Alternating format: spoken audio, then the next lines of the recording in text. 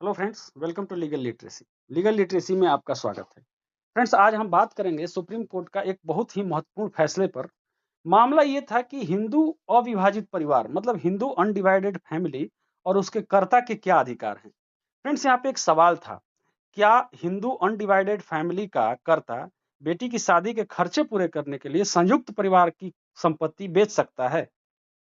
और इसमें एक और ट्विस्ट था कि और अगर शादी पहले ही हो चुकी हो, तो क्या बाद में खर्च चुकाने के लिए की गई बिक्री को लीगल नेसेसिटी मानी जाएगी?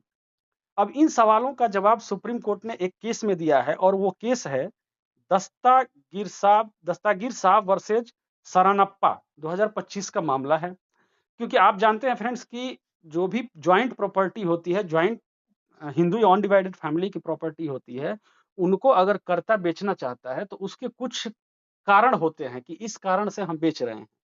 ठीक है। सुप्रीम कोर्ट ने इसमें क्या कहा है, आगे हम समझेंगे। सबसे पहले हम बैकग्राउंड देखते हैं फ्रेंड्स यहाँ पे।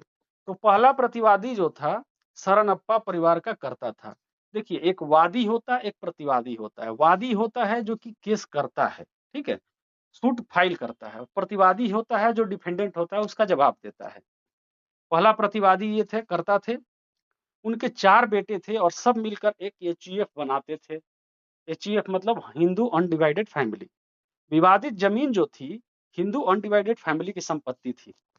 कर्ता ने यह जमीन 1995 में 5वें प्रतिवादी जो परचेजर थे उनको बेच दिया था। जाहिर सी बात है, वो भी पार्टी बनेगा, उनका भी राय लिया जाएगा, पक्ष लिया जाएगा।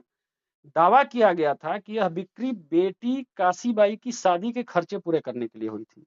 अब प्लेंटिफ जो था, बड़ा बेटा, इस बिक्री को मतलब कोर्ट में चुनौती देता है, कोर्ट में केस फाइल करता है इसके अगेंस्ट। और उसका मेन पॉइंट था कि पिता शराब और बुरी आदतों के कारण पहले भी कई जमीनें बेच चुके हैं। यह बिक्री भी लीगल नेसेसिटी में नहीं हुई है। उसका कहना था कि शराब और बुरी आदतों के कारण जमीनें बेच चुके हैं पहले भी, और ये जमीन जो भी बिकी है वो भी लीगल नेसेसिटी में नहीं बिकी है, उनके बुरी आदतों की वजह से बिकी है। उसका एक बहुत बड़ा सॉलिड पॉइंट था कि शादी तो पहले ही 1991 में हो चुकी थी, इसलिए खर्च का बहाना झूठा है। अब परचेजर आता है। परचेजर का क्या पॉइंट है? परचेजर मतलब जिसने जमीन खरीदी है। परचेजर कहता था कि पैसे शादी के खर्चों के लिए ही दिए गए थे। रसीद पर कर्ता, पत्नी, बेटी और बेटों के हस्ताक्षर हैं, इसलिए अब बोनाफाइड ट्रांजैक्शन है। मामला जब कोर्ट में जाता है, कोर्ट में ट्रायल चलता है, ट्रायल में सबकी गवाही ली जाती है, सबके पॉइंट्स देखे जाते हैं, सबका पक्ष सुना जाता है। ट्रायल कोर्ट ने कहा कि जमीन हिंदू अनडिवाइडेड फैमिली की थी, नो डाउट। लेकिन ट्रायल कोर्ट ने कहा कि बिक्री बेटी की शादी के खर्चे पूरे करने के लिए हुई, यानी यह लीगल नेसेसिटी थी। लीगल नेसेसिटी के वजह से, लीगल नेसेसिटी के कारण कर्ता हिंदू अनडिवाइडेड फैमिली की प्रॉपर्टी, ज्वाइंट प्रॉपर्टी बेच सकता है। तो लीगल नेसेसिटी थी, तो वादी का जो दावा था, मतलब बेटे का जो दावा था, उसको खारिज कर दिया ट्रायल कोर्ट ने। अब मामला पहुंचता है हाई कोर्ट। हाई कोर्ट ने ट्रायल कोर्ट के फैसले को पलट दिया। कहा कि बेटी की शादी पहले ही हो चुकी थी, तो खर्च का बहाना सही नहीं है। परचेजर ने यह साबित नहीं किया कि पैसा शादी में ही लगा। मतलब परचेजर जो था, जिसने खरीदा था, उसने यह साबित नहीं किया कि ये लीगल नेसेसिटी में बेचा गया था और ये जो पैसा था जो इसने दिया था वो शादी में ही खर्च हुई थी, इसलिए बिक्री रद्द कर दी गई।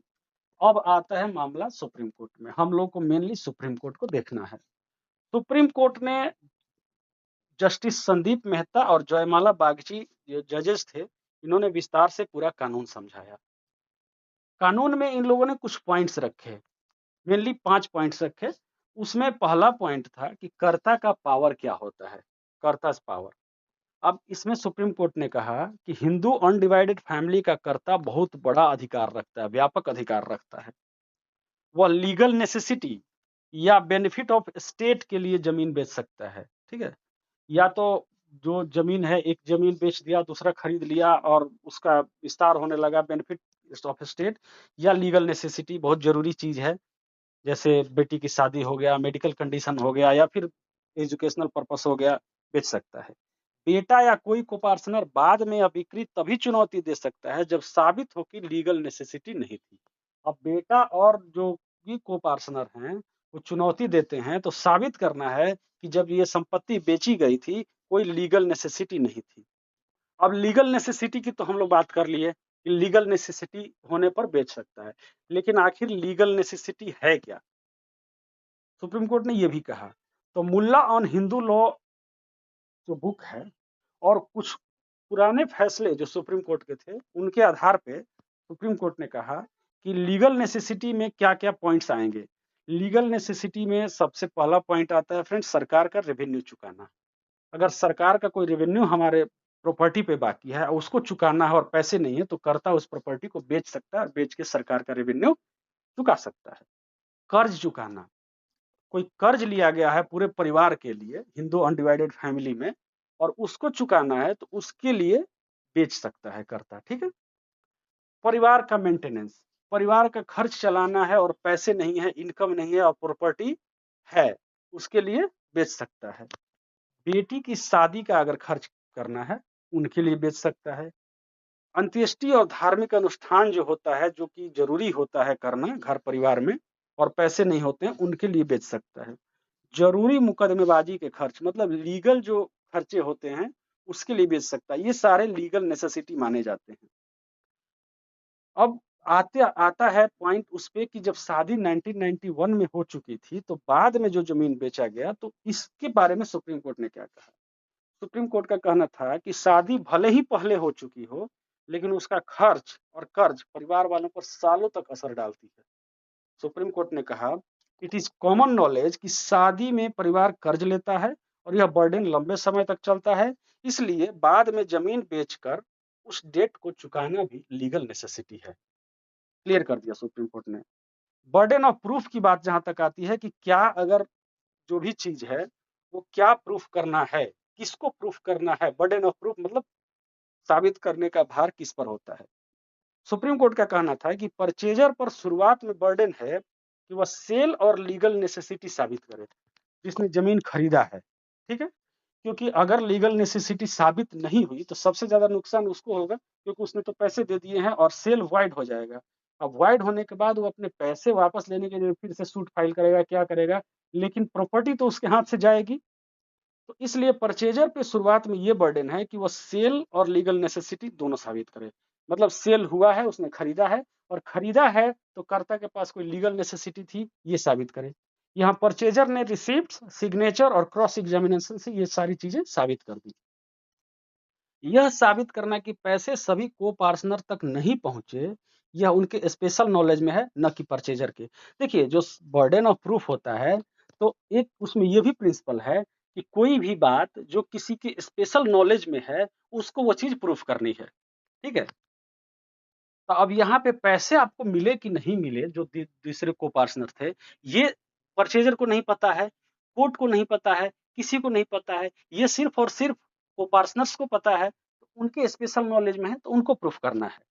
सेक्शन 106 एविडेंस एक्ट जो है, वो बात आपके विशेष ज्ञान में उस वही आपको साबित करनी होगी, ये कहता है।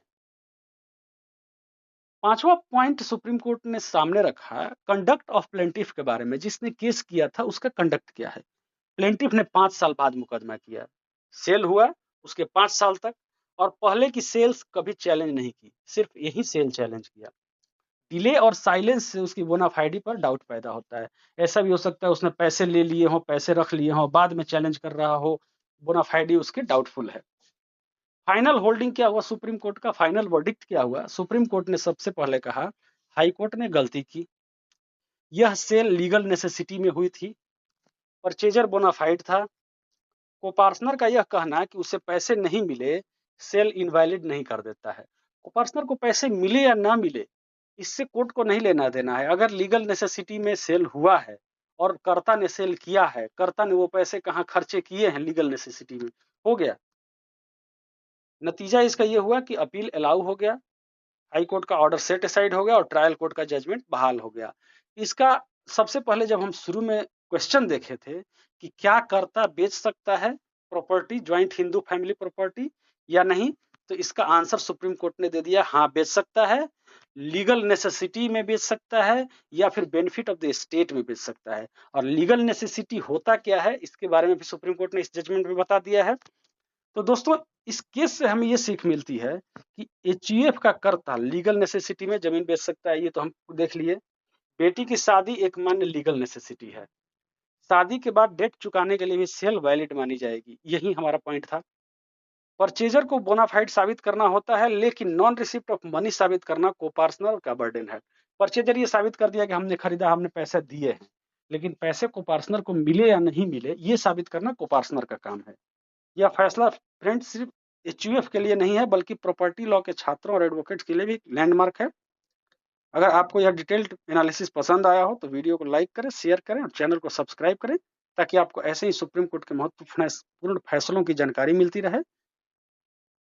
तो फ्रेंड्स, मिलते हैं फिर कभी एक और लीगल लिटरेसी के टॉपिक के साथ। तब तक के लिए जय हिंद, वंदे मातरम।